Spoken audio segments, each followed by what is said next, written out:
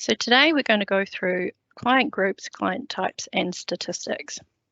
We'll start with a brief overview of each of these. Like we did with permissions, we've grouped these topics together for a reason. Again, these topics are all linked as demonstrated in this image shown here and are all client related. The following admin libraries are involved to assist with configuring FinPower Connect to meet your client's requirements for the majority of client-related settings. These are client groups, which are a way of allowing grouping of clients for reporting analysis purposes and to define defaults for various client-related options within FinPower Connect. Client types are a way of creating different types of clients that may be required, for example, companies or individuals, and are attached to various client classes. Adding multiple types under the one class adds the ability to filter clients based on their type, while still utilizing the basic functionality afforded by the underlying client class. Statistic types enables the creation of various statistic types for use under 4 different classes, which are income, expense, asset, or liability. Looking at the client form, we can see here on the general page that the client group and the client type are both defined. These are both mandatory fields which are represented by the colour blue here. On the statistics page, we can see here a representation of a statistic set recorded against this client.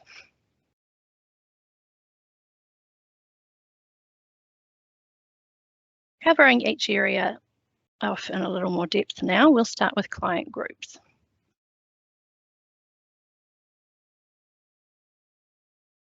As mentioned, client groups is one of our admin libraries and is therefore found under the admin menu. There will likely be a requirement for multiple client groups to be configured in a client's database. If we look at our demo data, we can see the following groups of broker, corporate, dealer, general, staff, and system. These have been set up as samples as a way to show separate groups for a multitude of reasons. For example, when licensed for external parties, a client record is required to be attached to the external party.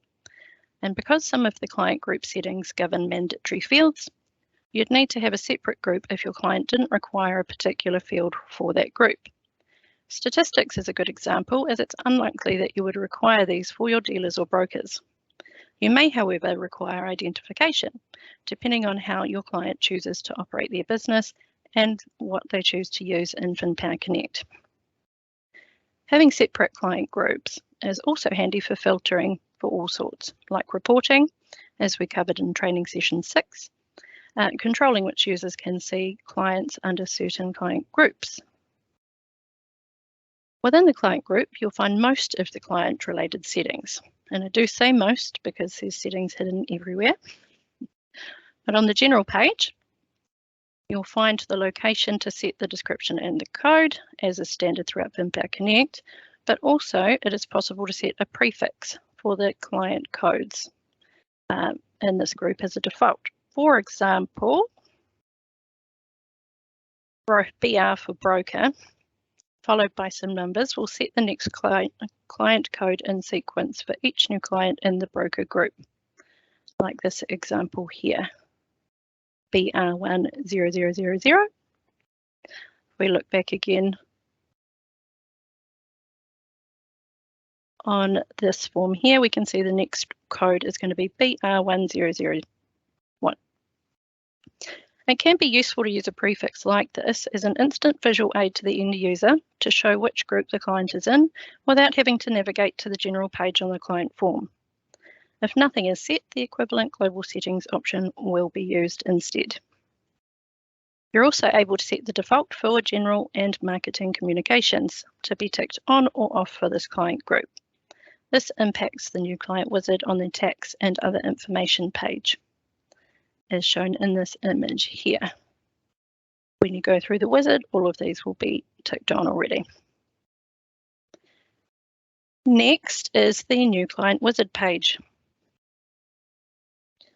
This page covers the balance of the options that are customizable in the new client wizard by group, starting with the very top option, of whether you want to include this group in the new client wizard or not.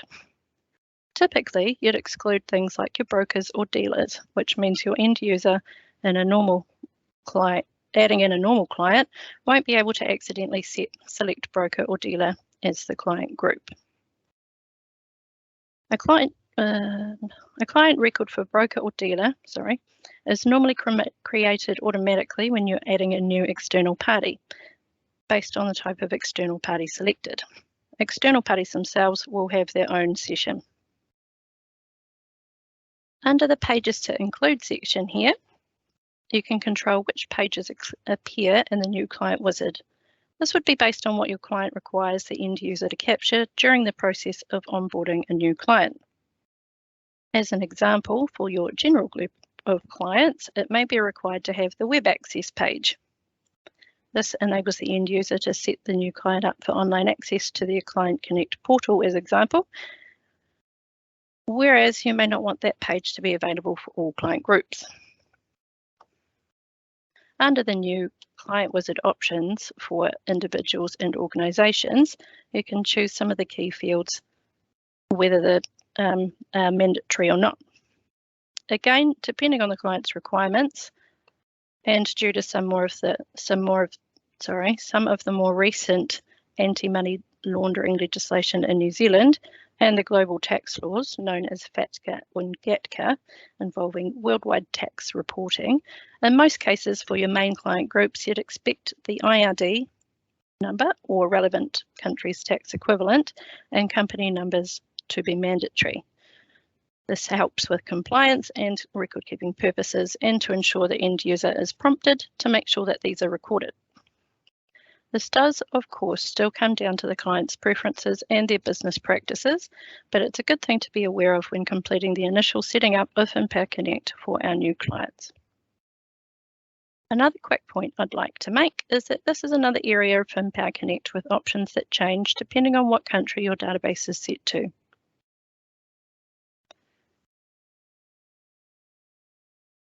For example, in an Australian database, you would see this. Instead of the IRD number, we've got the TFN number showing. And under the organisation options, there is the option to set the ABN, TFN and ACN as mandatory fields. Most of you all know this already, but just to cover our bases, we thought it would be best to show the difference anyway. The remaining options for the new client wizard involve the ability to define a wizard validator script. For those who aren't aware, wizard validator scripts enable us via script to add additional checks and balances or actions to a wizard that has a wizard validator option available. As an example, a wizard validator script may produce a pop-up warning message when the end user clicks the Next button, depending on what the script is validating. These types of scripts can do all sorts, and it's not my area of expertise, so I'm pleased to say there is already a training video on YouTube starring Martin specifically for wizard validator scripts. This covers this off in a lot more detail for our code-savvy people. It is, however, important to note that these days HTML widgets and object event scripts are much preferred over wizard validator script types. HTML widgets afford more available options for customization, and especially if the client is likely to use Empower Connect Cloud, wizard validators are not supported, as any additional requirements would normally be built into relevant HTML widgets. And finally, you can choose which contact addresses and methods you'd like to show for individuals and organisations within the wizard. Moving on to the statistics pages, one each for individual and organisation. The statistics, as mentioned in the overview, are a way of recording different items relating to a customer's financial situation and overall position. These can be used in a number of ways, and once entered as part of the new client wizard, are displayed on the client form as shown in the image earlier. On these pages on the client group form, you can build a set of default statistics that appear on the statistics page in the new client wizard, and in turn can be entered by the user for the new clients in this client group. The first option at the top of the page is whether or not you want to use statistics at all. And you can also choose whether you want to use a more simplistic option, for example, income and expenses only, or assets and liabilities only. Next is the control over whether statistic types can be added by the user. If this is ticked, the user will only be able to utilize the fields displayed in the grid below, and they cannot add or remove any statistic types. The values and frequencies, however, obviously can still be amended. Then we have the available assets and available income percentages. The percentage entered for available assets will calculate a total asset value based on the percentage defined across all assets. From there, an available assets value is calculated using the total asset value after the percentage has been applied, and after the total liabilities value has subsequently been deducted. In other words, and using our example here, the full value of the liabilities will be deducted from 90% of the total value of assets, resulting in an available assets value. This sets the bar for the debt ratio and will produce an insolvent warning if they exceed the percentage set here of 90% for the available assets. This can be used for things like risk and security assessments and is part of a client's overall lending criteria. If a client is showing as insolvent, for example, they're probably not going to meet most clients' lending criteria. Similarly, the available income percentage can be set based on the relevant lending criteria to calculate whether or not the client has enough room in their budget to be able to afford the proposed new lending. In other words, using a percentage of how much is left over after expenses have been deducted from the total income. The amount of income remaining is known as the surplus or net income, and the available income value, for our example anyway, is 75% of that net value. This available income value is then used as an indicating factor towards overall affordability. Using a percentage of the remaining income is normally used as a way of factoring in a buffer. As mentioned, it is then used to determine affordability. I'm sorry if I'm repeating myself. And is a deciding factor as to whether the client meets lending criteria or not. In banking or lending terms, these are usually known as an uncommitted monthly income value, or UMI, or a percentage known as a net servicing ratio. Decision cards, which will be discussed another time, is a feature of FinPower Connect that can automate lending criteria assessment outcomes using these statistics and other factors as well. The remaining options on this page cover the ability to define an expiry period. Our example shows here the statistic set entered on our general client group would be considered valid for 1 year before reflecting as expired on the client record.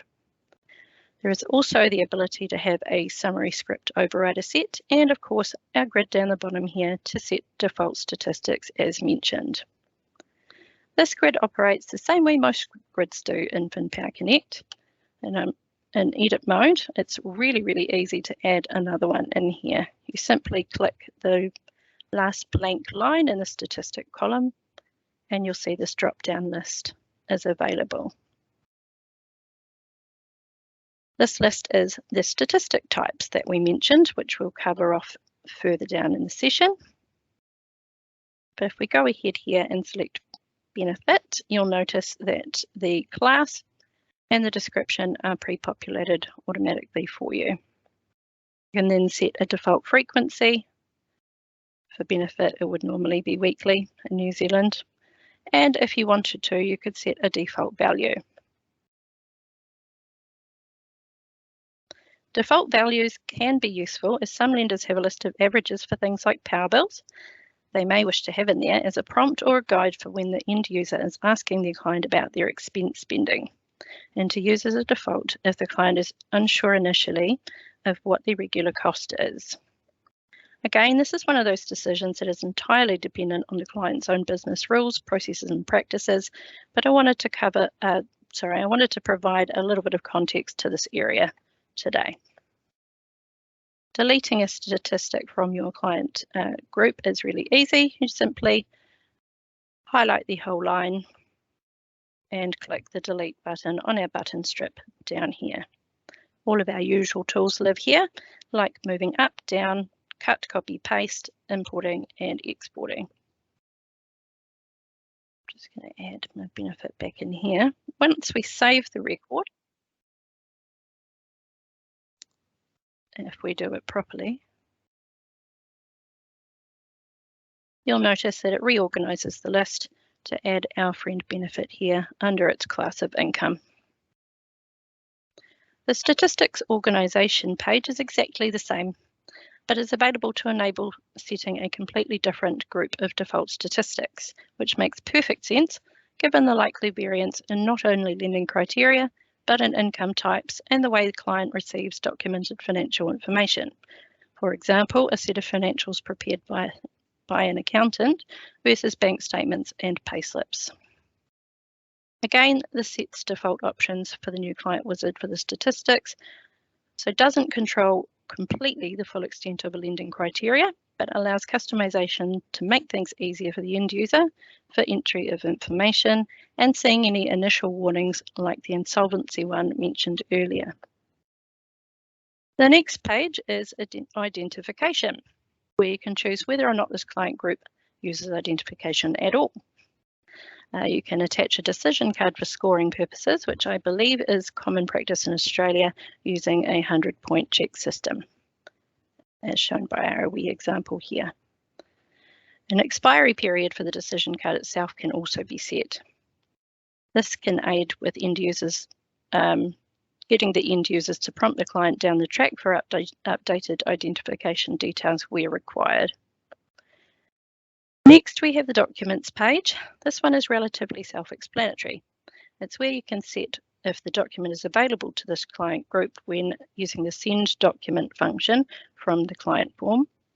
Some documents should not be ticked as available as they're not typically sent on an ad hoc basis, like, for example, the bank statements email or a tax certificate, which are both able to be sent where required based on the related process, like sending out a bank account inquiry. Finally, our last page on the client groups is for defining parameter sets. For those that aren't aware, parameter sets are a way to add custom items to the user-defined areas throughout VinPower Connect. In this case, a parameter set can be defined to show custom items on the user-defined page on the client form. If we look at our client on the general page, for our general client group, you can see here we have a list of security questions and on the other tab some interests to select. These are all non-standard aside from the fact that this is the sample parameter set that is supplied with demo data. Parameter sets themselves will be covered in their own session later down the track. If there is no parameter set defined on the client group here, it will revert to any user-defined fields that are set in global settings. For example, here, if we have a look at global settings, we can see the maiden name, childhood hero, and sibling birthday. If we look at a client that doesn't have the parameter set, you can see these appear here instead.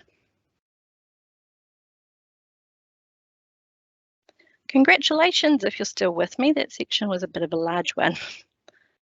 We will now move on to client types. Client types allow the addition of many different types under several different client classes as mentioned in the overview. Having more than one client type of the same class may be required when specific filtering is needed.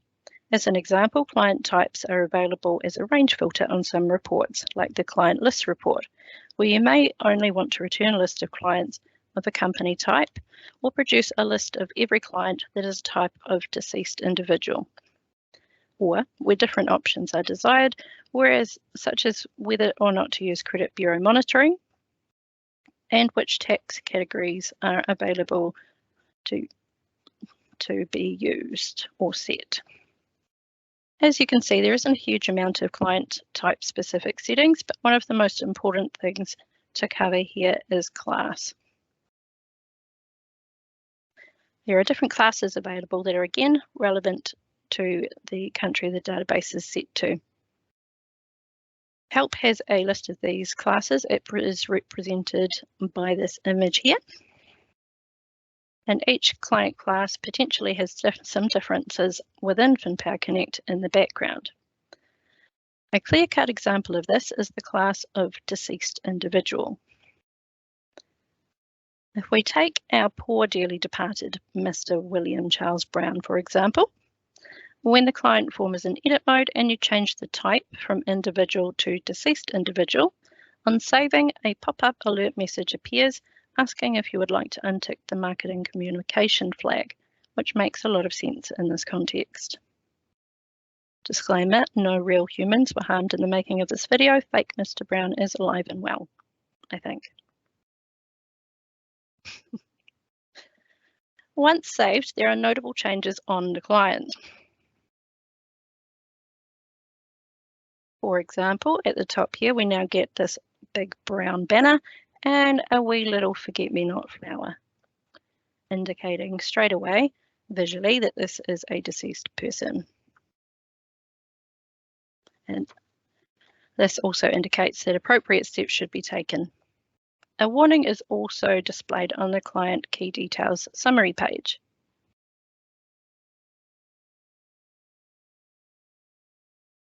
And as a warning on the account, and you see this little forget-me-not here in the client block on a summary page on the account here. The banner on an account is also brown, so several indicators there that only apply to the deceased individual class. Moving on to our client type of company, you can see here use industry code as an option and has been ticked under these other options. This allows a user to select from the drop-down list on an industry code field that only appears on the name and details page if this option is ticked on the client type.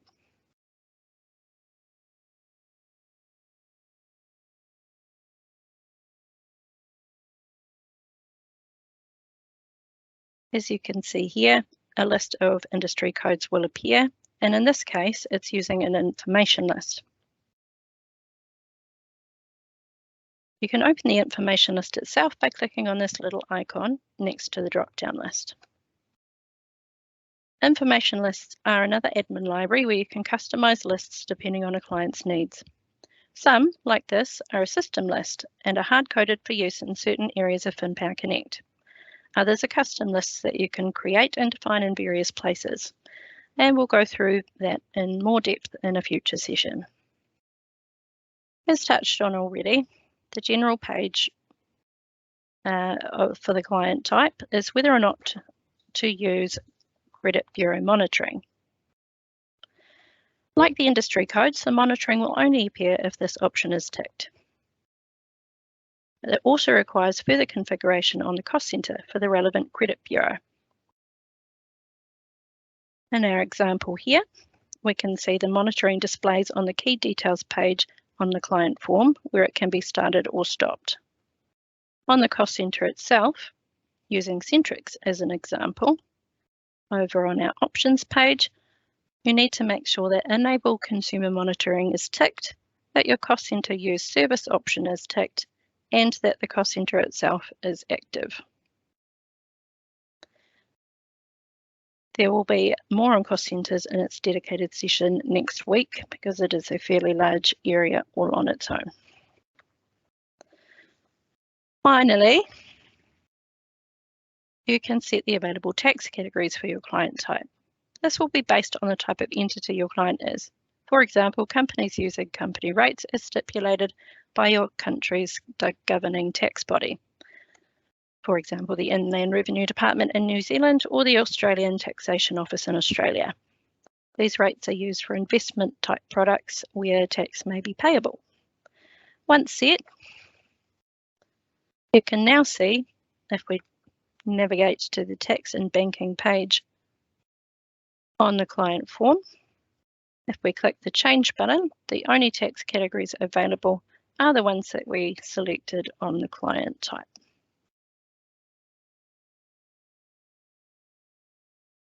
On to our next section of statistic types, our final our admin library to cover today.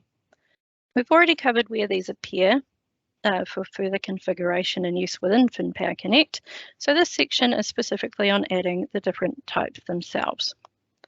As mentioned, there are 4 statistic classes.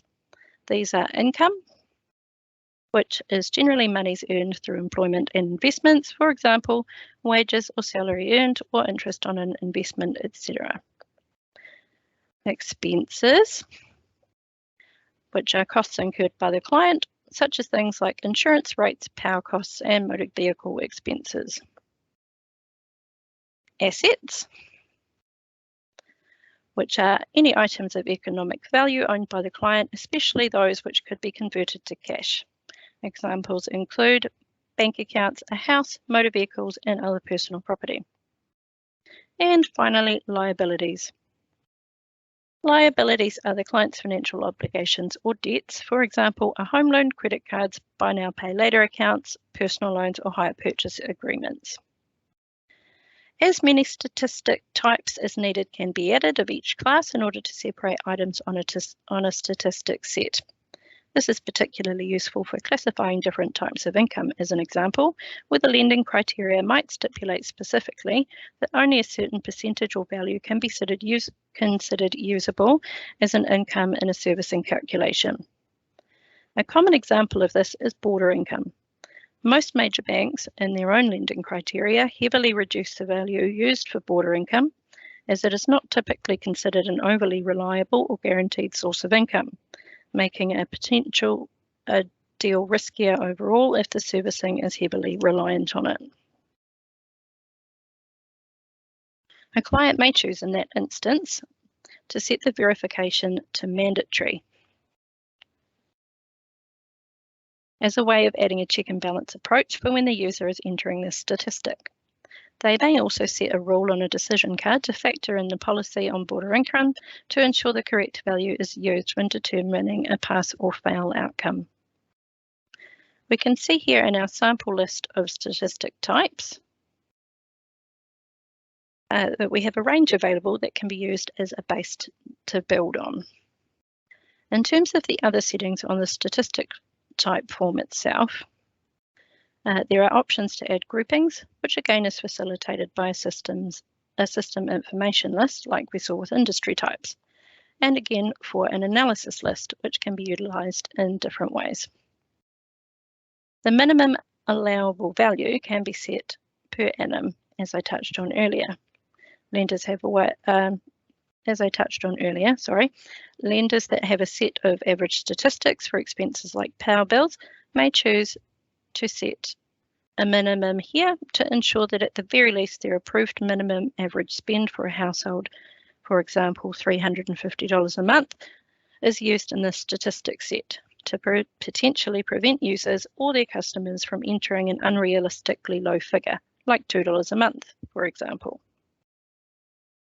And to act as a safety net for adhering to the responsible lending code, which, as an example in New Zealand, I believe part of the code may stipulate that realistic values for essential household expenses must be factored into servicing calculations to ensure that a debtor is not lent funds where they simply cannot afford to realistically service the debt.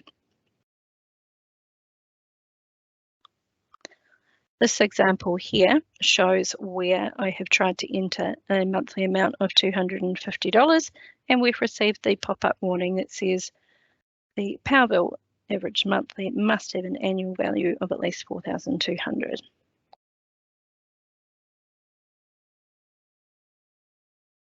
The final option, the final options of user flag A and B can be utilised by scripts, including decision cards, and can be labelled in global settings under statistic types.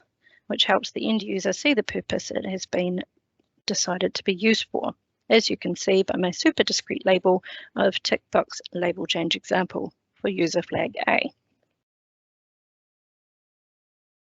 Now moving on to our final section, we'll have a brief look at the statistics again on the client form to show the statistics in action. On this client, we can see here that there is an open statistics set. In the summary, we can see the net available income that I was talking about before. And we can see the confirmation on how this has been calculated, being 75% of the net income. We can see on the summary also the total income, the total expenses, and the resulting net income to see how we arrived at that figure for certain.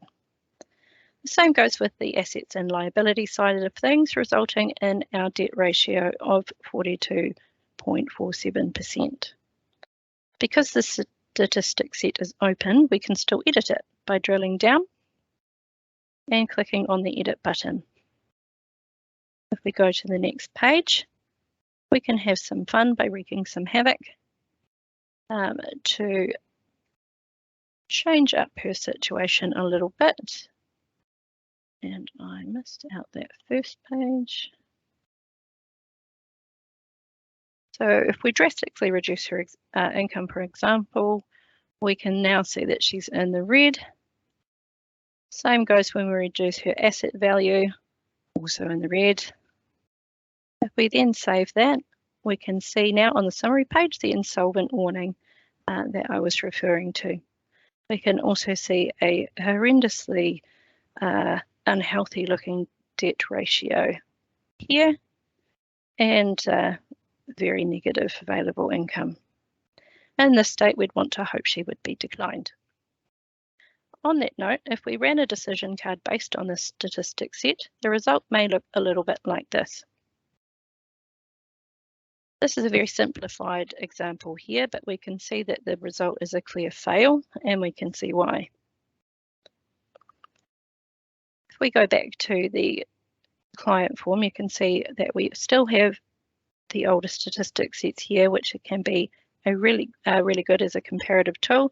And with both of these examples, you'll see that the statistics set has a status of approved. Once approved, this cannot be amended. A new set would need to be added using the button on the button strip beneath the grid here, noting that you may only have one open set at a time. There are many pages on the client form itself that we do not have time to cover today. However, these should be covered in the training overall as we go along. I do strongly encourage going into a test database and having a good play with these areas, and then running the new client wizard to see the differences when changing the options that we've covered today if you haven't had the opportunity to do so or could use a refresher. We have come to the end of our session now, and in our next session we will be looking at cost centers.